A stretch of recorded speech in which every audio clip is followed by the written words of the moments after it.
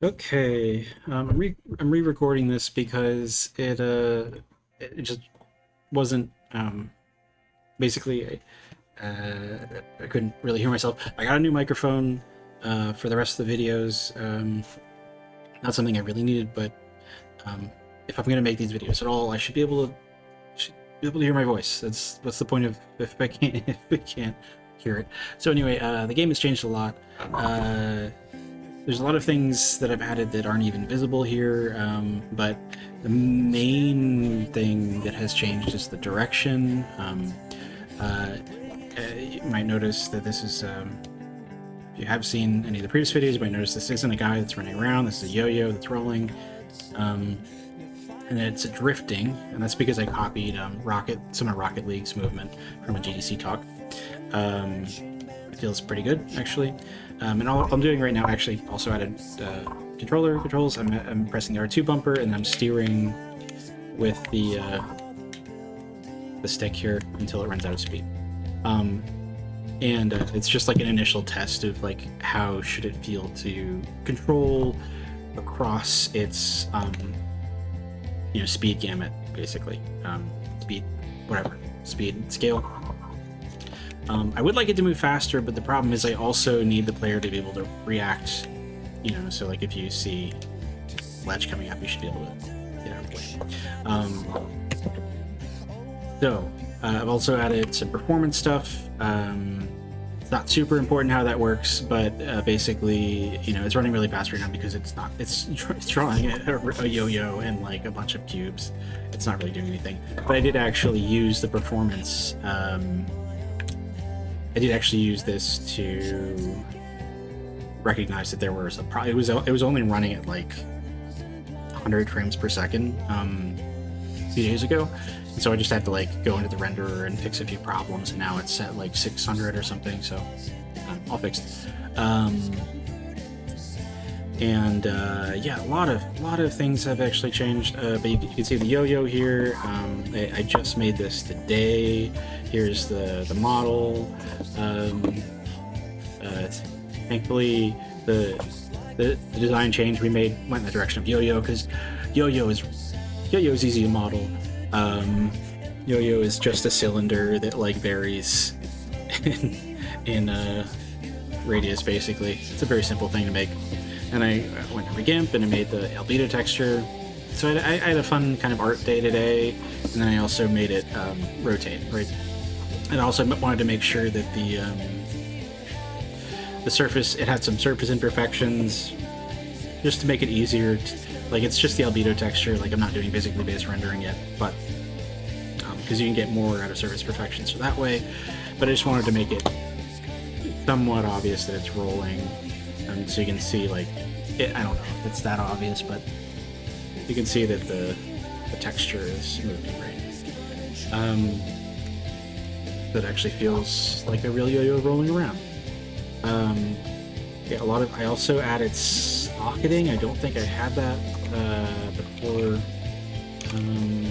I don't think I had it in the last video.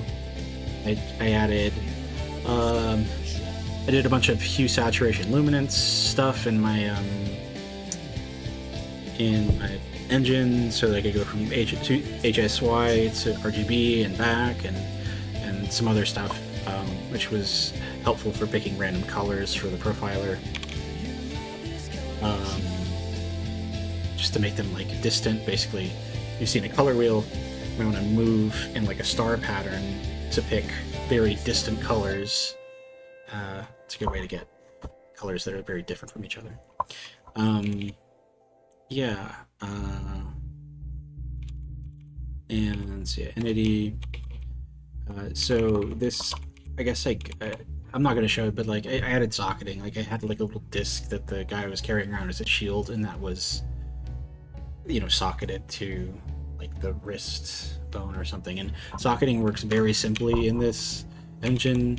You just say like, I wanna add a static mesh to the guy, and here's its relative transform from the bone, and here's the bone I want to attach to, and you just use a fine joint here to find the joint of the bone, whatever.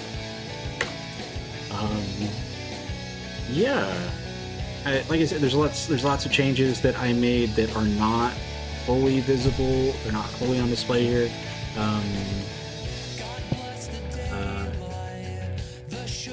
Yeah, I added like a little scratch. Basically, one of the most valuable things I added here. Let me turn down the music just a little bit. One of the most valuable things I added is just it's just putting IMGUI into the project and so that I can easily add like scratch windows and whatever. Yeah. So this is like a scratch window. It'll have whatever I want in it for whatever problem I'm trying to debug. I'll just put I can put like a thing that allows me to change the value of a vector, or a change that allows me to pick a color. Like I can pick a color from a color wheel. I can display a bunch of text really easily. You know, right now it's just a box, but it is actually useful. It's more useful than just being a box. Yeah, this is where it's at right now. The design change is not the character is now Yo-Yo. Actually, the Yo-Yo is just this is just sort of designing one of the moves, really, of the character who's still a humanoid. It's just that, you know, it takes time to make art, and so I don't have time to make it so the character's running backwards on top of the yo-yo right now. It's not super important. Yeah, this is where it's at. I'll probably do another recording tomorrow. I'm probably going to do physics, because I would really like to develop more of the movement, more of the moves, and the move set of the game along. I'll make myself like a little obstacle course and see how it feels to like move around inside of it and things like that, right? So yeah, that is where it is now. Just a yo-yo slowly drifting into the sun. All right. Thank you for watching.